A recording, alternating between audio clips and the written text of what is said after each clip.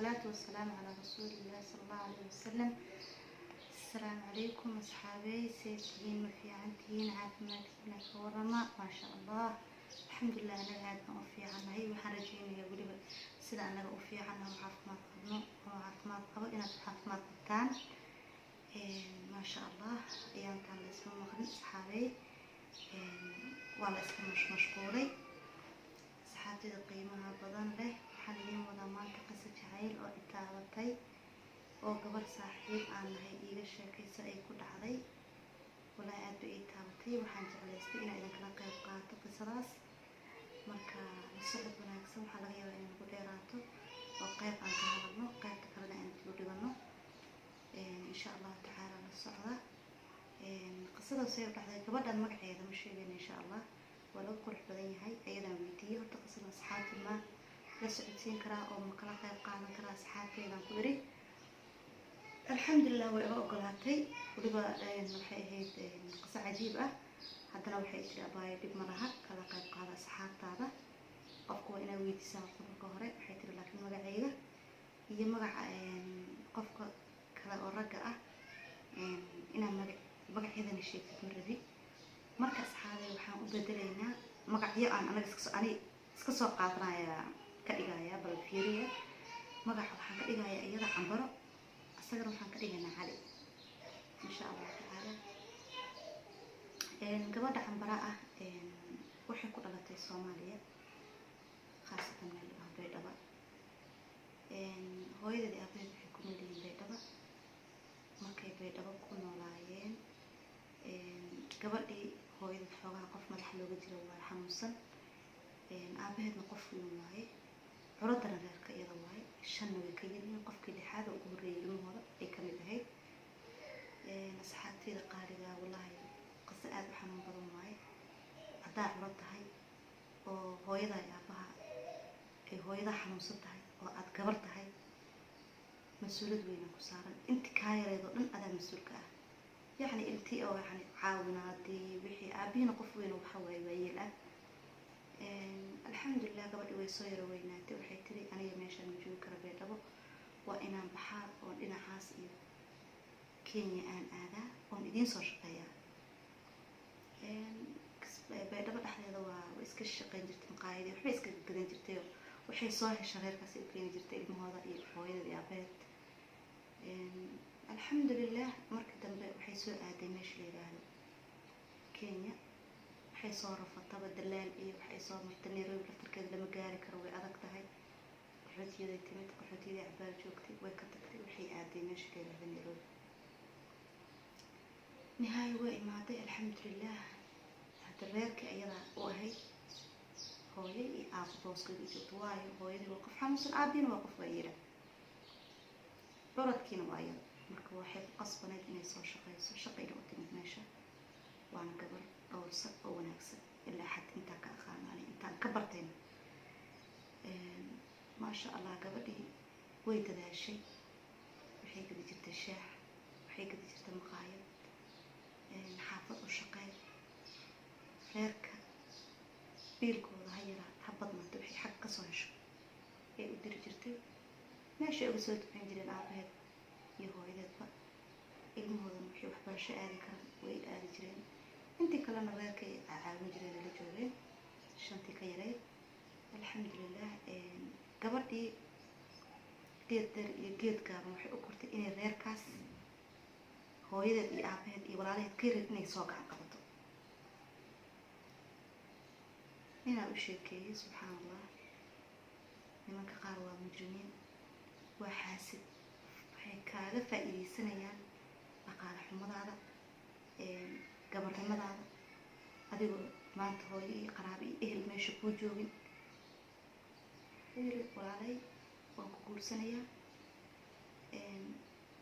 xaas kalena waan leeyahay waa kaa qarinayaa xaaskayga dhaqaale kugu filan waa ku siinaya areerkaada ku dibratid. gabadhana aad bay ugu rafaaday shaah bay gadaa. marka ugu dambeysay ninka saas dhahay shaah iyo gadiisi aadna way ugu rafaaday. gabdhana way la degantay gabdhahay la degantana dad fiican ma ahayn say iga sheekaysay. gabdha soo jira waxa gabdha iska xaaladooda iska adagtay ahayd say iga sheekaysay.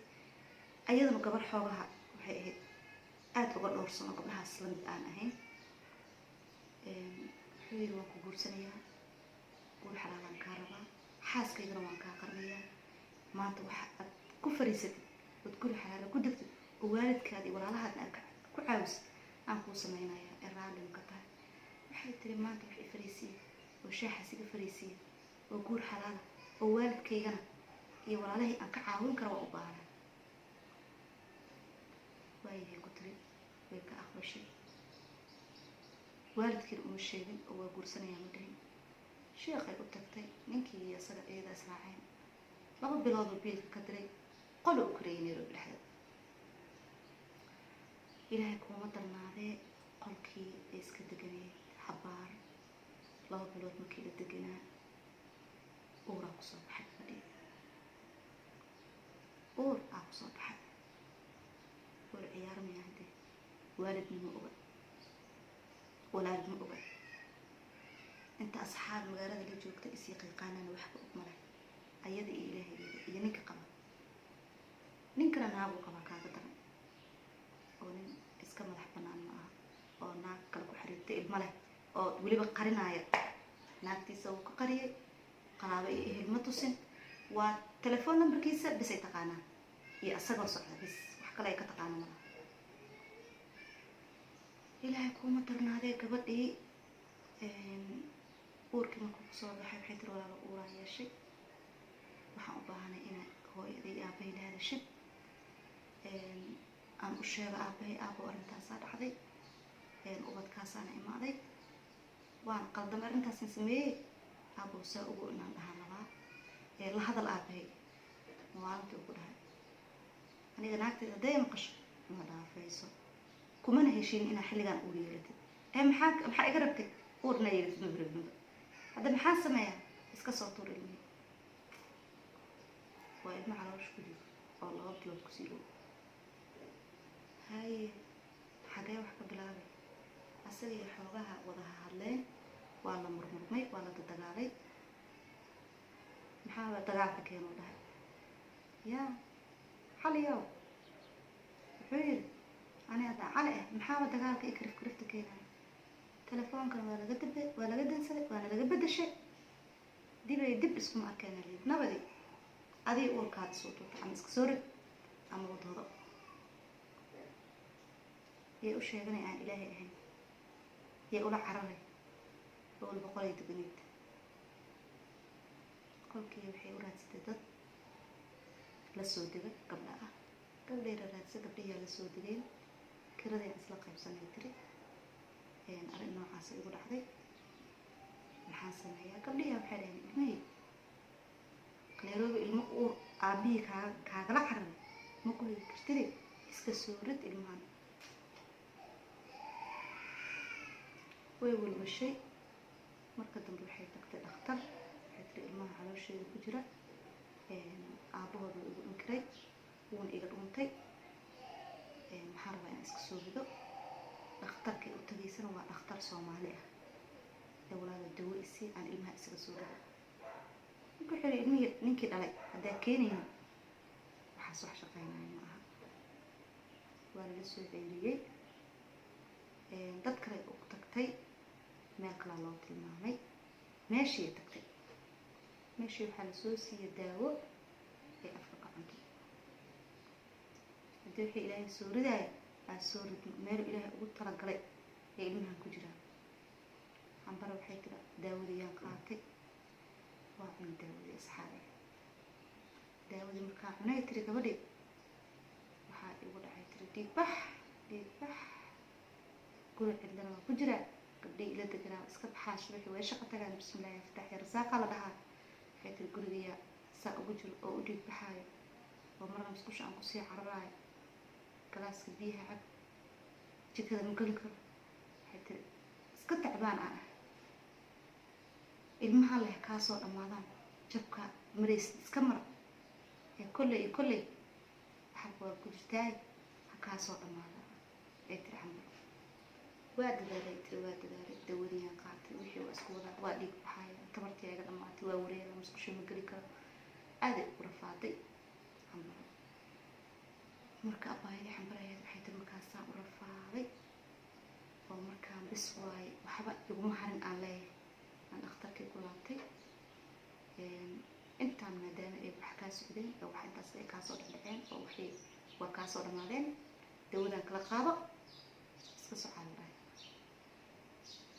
way faraxday abaayadii uurkiiba ka dhammaaday ismudday waa iska dhaqaaqday adduunyadeedii dhinac ka gashay hay dawladii ay sugaysa bishii u imaan jirtay markii cabaar la siin joogay saxaabay maxaad kuu soo socday dawladii sug male dawladii bishii sug male waxay tiri markaan uur bama ahayn wax kale waaye waaba iga soo dhammaadeen maxaa waaye istiraxan bal waa baxday dhakhtar kale tagtay uuraa leedahaa badhahay alla soo ridaaya aa qora subxaan allah ubadkii ubad noolo hadda ordaayo waaye subxaan allah yaa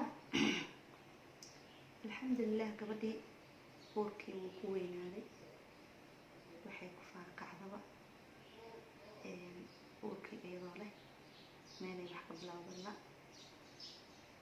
ninkii raadisay waxay soo heshay facebookiisa facebookna xiriirka ma lahayn asagii la hadashay waxay tiri walaalo saan ii gashay ilaahay dartiisa ma aha waana qabtaa nikaaxa igu qabtaa ee walaalo iska kay soo fur waxaan u baahanay xaq oo nikaaxayga ana yani meherkayga ana isii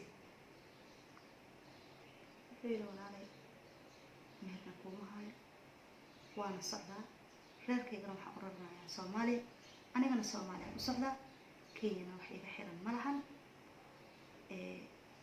isdibbi walaalay walaalo waxaan isku dibira male xaaladayda shal markaan kuu sheegayna adaa igu aqbalay oo tiri waan ku saacidayaa weliba waxaan kuu soo galay aan guurkaada u doortay kun dhalinyaro ah oo kale iyadoo idaba socoto oo dad kale aan shukaansanayo la socda xiriir la leeyahay waan ku saacidayay ahayd sheekada imaada saacidinay waa ilugoysay ku tiri walaala isdibir ku dhahay warka iga badanna isdibir telefoonkan waa iga jirtay tiri nihaayadii markii ay saas u rafaaday waxay soo aaday meesha la yiraahdo asxaabay suudaan waxbay isku aruursatay intay uurka lahayd iyadoon dhalin oo xaamilo ah ee waxay soo aaday suudaan suudaan ay soo aaday suudaan markay imaaday dada isyaqaanana joogeen dadkii iyadoo xaamilo u timid waxay ku tirina isguursanay ninkii yaa i xumeeyey uurkaana waa leeyahay shaqana waa rabaa waxaan ka shaqeeyana ma aqaano marka waxay dhaheen gabdho meel degaba waxay ku dhaheen annaga lama noolo haddaa dhashidna waa iska xamaalan doontaa gabdhihiyaa xambara qaabileen iyadoo uurkii leh way saacideen gurigooday geeyeen ay ku noolaayeen meeshay ku dhashay marka qisada halkaas kasii waditaankeedii amay nagu sii dheeraataan waa islehay saxaabay bal hadday suurtagal noqoto inaan dhamaystiri karno waa dhamaystireynaa haddii kalena waxaan ka dhigaynaa insha allahu tacaala beritoole ama waqtiga kale waxaan 3 qayb u qaybinay ku qurux badan tahay waayo qiso aad u dheer waaye insha allahu tacaala la socod wanaagsan saxaabay. السلام عليكم ورحمة الله وبركاته. صحتي